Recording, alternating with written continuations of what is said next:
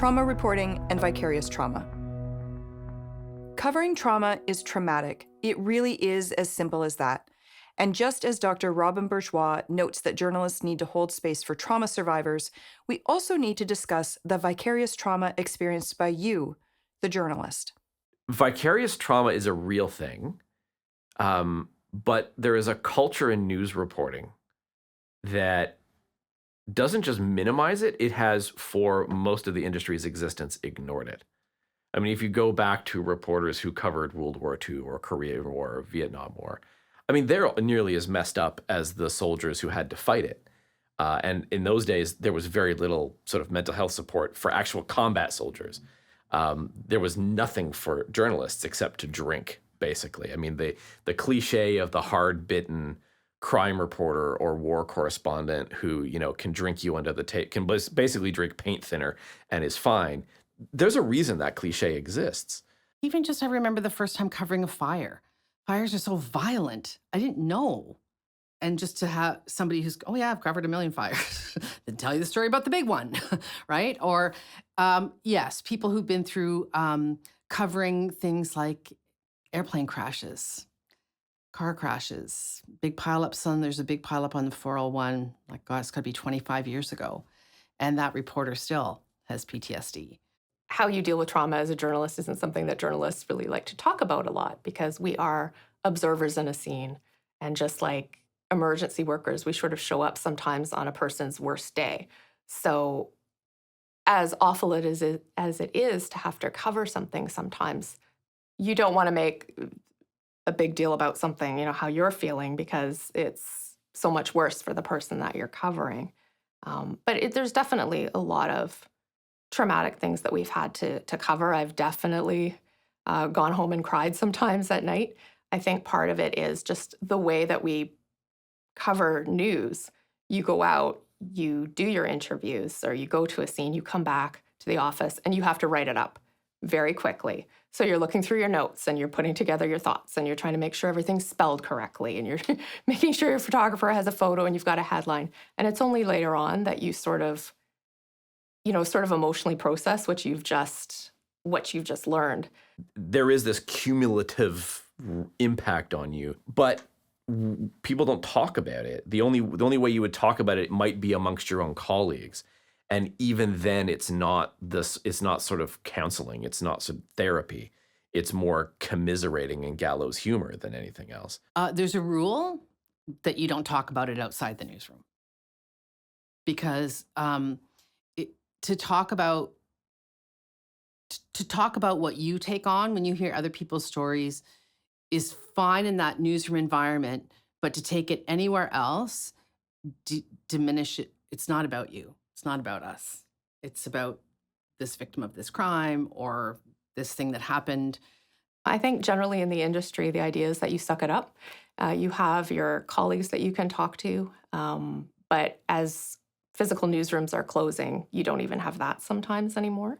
So I don't think there really are too many resources that are out there. There are some surveys which show that reporters tend to medicate themselves through alcohol and caffeine and don't get a lot of sleep, don't take care of themselves the way that they should, all of which is a function of having to cover other people's grief and other people's trauma, which impacts you. Journalists are professional first responders to crisis and disaster, but they're among the last of those groups to recognize the psychological implications of that responsibility.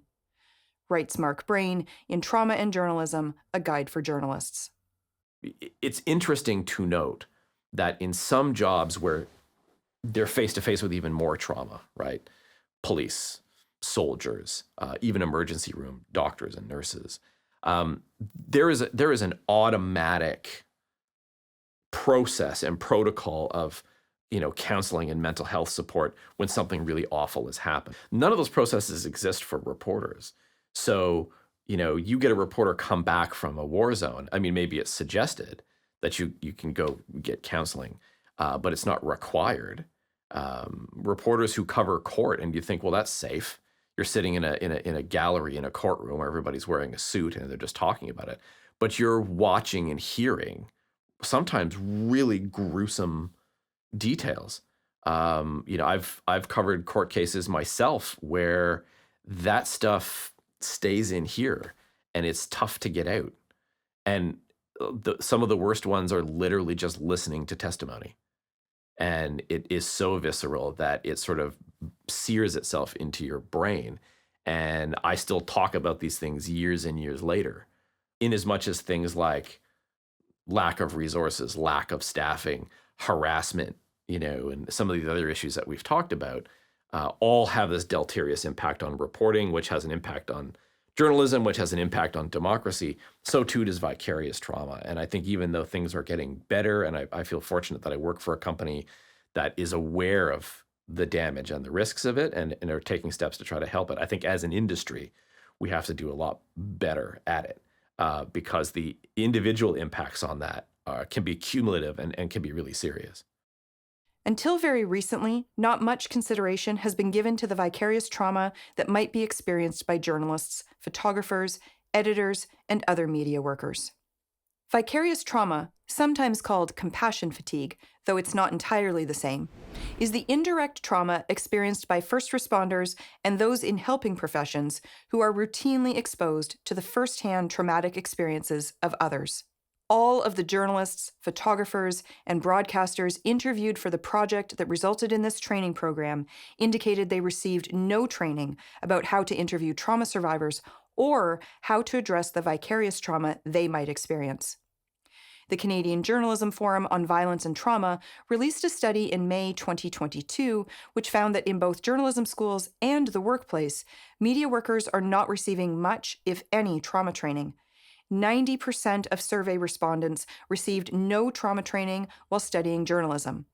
85% had not received any trauma training in the workplace, and only 33% of managers and executives indicated they had received any trauma training. Of the journalism schools that responded to the national survey, only Carleton University, where one of the study co-authors teaches, has a full course on trauma training that only just launched late in 2023. Other institutions that responded to the survey indicated they are beginning to include mentions, workshops, modules, and other training formats that discuss trauma and reporter safety, with some offering an intersectional perspective on trauma. This is all good news for media workers and their efforts to tell the stories of trauma victims and survivors. However, not one of the institutions surveyed offered any programming about journalists' personal mental health and well-being, and this impacts how well the stories of trauma victims and survivors can be told, as well as impacting the long-term health of media workers. While it is imperative that journalists, broadcasters, photographers, and editors learn how to interview trauma victims and survivors, it is equally important that they recognize the potential impacts of vicarious trauma, including how it might impact both their professional and personal lives. In his book, Trauma Journalism on Deadline in Harm's Way, retired journalist and professor Mark Massey writes that no matter how objective one tries to be in their reporting, other people's trauma begins to take a toll, especially if one does not have the tools to address their response to sharing the traumatic story. How anyone, including a journalist or photographer or editor, experiences trauma varies depending on their past experiences, their personality, and how they processed what they witnessed and/or reported. We are human beings first and journalists second. That means we too can hurt, whatever our belief in journalistic objectivity, writes Mark Brain in Trauma and Journalism, a guide for journalists. I don't think I've had a lot of it other than things that were really personal to me. But in terms of, I know that people have covered really long murder cases, where there have been graphic, photos of victims and things like that. Personally, I saw it with the Karla Molka case in St. Catharines. That happened a little bit before I got to the Standard, but the reporter who covered it was there, and she needed some time afterwards to kind of process, what she had seen and what had happened. So it definitely does happen. I was involved in a bad motorcycle accident when I was a teenager, and there was I was covered a case, and they were talking about the injuries of someone who had been hit by a car, and I got that, where you just kind of everything, my pupils must have dilated or whatever because I felt really sick to my stomach and everything got really, really bright. And I went out and, took some deep breaths. And then I was all right because, the way I get through it, I can't talk about other people, but for me, it's, I'm on a mission here that people need to know this. If it's impacting me, that it will impact other people, and that, I need to tell this story. But if the support's probably there, but you would, it's not, right in front of you. You'd have to do a little bit of legwork. So, by writing a story about a 22-year-old who was killed by her boyfriend when I was 27, you can't help but put yourself in her shoes. I don't live on my own, thank the Lord, but you can't help but put yourself in that shoe. And it is traumatic. It is important to me to continue to write stories like that because they're traumatic, but they're exactly the kind of traumatic that people need to read. Because A, not only is it happening, but B, maybe some other girl needs to see that story. Every media worker with whom we spoke for this project indicated that while there has been more of an effort to provide mental health resources for journalists, photographers, editors, and broadcasters, there is still hesitation to access those services. Much of the literature that addressed this indicated that there is a significant level of distrust among journalists about making such disclosures in their workplaces. It is changing a little bit, fortunately. The company I work for, repeatedly tells us, if you need help, if you need counseling, you need whatever, go to your counseling. Don't leave it till the end of the day because of your deadline. If your appointment's in the middle of the day, go and arrange your day so that you can do it. Let your manager know, and no one's going to hold it against you. But I think the culture of news reporting really places a premium on kind of not being the story yourself, on having some sort of emotional distance from the awful things that you're covering, and then you write the story, you publish the story, and you're immediately on to the next thing. There isn't time to sort of cry in your soup. There isn't time to kind of, have a breakdown. You don't, because the news cycle never stops, which is probably a very deeply unhealthy way about going about your career.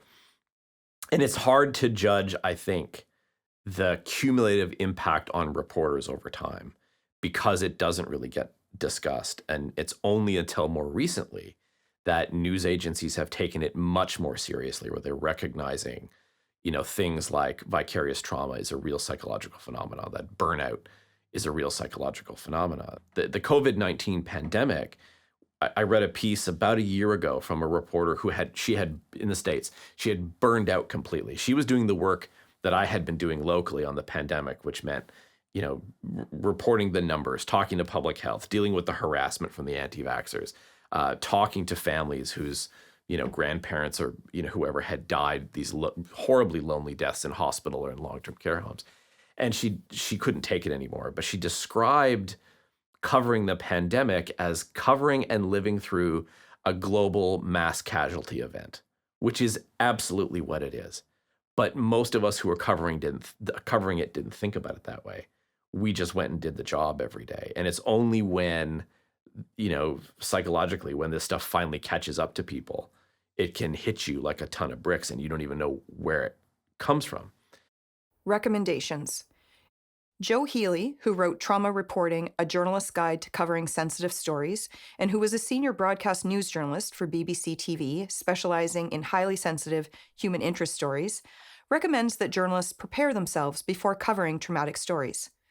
Hopefully, by engaging in this work that we've adapted slightly before knowingly being exposed to trauma, journalists will also have the skills necessary to cope with trauma they were not anticipating in their workday. Before the assignment. Prepare your professional skills. Make sure you are as clear as possible about what you are going to report on. Are there any professional skills or tools of the trade you need to have at the ready that you might not otherwise? Organize social support. If you know beforehand that this will be a potentially traumatic story, arrange the opportunity to debrief when you return from covering and writing the story. Create inoculation files. If you are fearful of doing a particular story, speak in depth with a colleague who has reported on something similar. Ask them detailed questions about what you might experience in terms of sounds, smells, sights, etc. Once you have all of your information, imagine reporting in such a situation and coping well with it. You can revisit this imagery as many times as you like before you actually report on such an event. This technique helps to prepare the brain, so don't hesitate to use it for a variety of scenarios. Create nano breaks on your phone. Allowing the brain and body to have very small breaks from trauma exposure may assist in lowering the overall dose of exposure. Before going on assignment, prepare your phone with small distractions such as soothing music, brief guided meditation, jokes and humorous clips, or photos that soothe or entertain you. These 2 or 3 minute opportunities for nano breaks help lower your physiological arousal. Practice mindfulness meditation or yoga. Both of these techniques have been proven to be helpful with post-trauma impacts. During the assignment, distract yourself. Focus on your professional skills. Ask yourself what you need to get to the next sentence or to the pivotal part of the story. This is a good opportunity to work with your interviewee around what you'll ask next to reduce the traumatic experience for both of you. Revisit your feelings of being overwhelmed later when you debrief with a colleague, mentor, or friend. Grounding techniques. A common grounding technique is 5, 4, 3, 2, 1. Acknowledge 5 things you see around you. It could be a pen, a spot on the ceiling, or anything in your surroundings. Acknowledge 4 things you can touch around you. It could be your hair, a cushion, or the ground under your feet. Acknowledge 3 things you hear. This could be any external sound. If you can hear your belly rumbling, that counts. Acknowledge 2 things you can smell. Maybe you are in your office and smell pencil, or maybe you are outdoors and smell fresh-cut grass. Acknowledge 1 thing you can taste. What does the inside of your mouth taste like? Gum, coffee, or the sandwich from lunch? Anything to bring you back into your body and refocus on your task at hand. Breathing exercises help to settle the sympathetic nervous system when you feel agitated or overwhelmed. A common technique is called box breathing and goes like this. Step 1. Breathe in, counting to 4 slowly.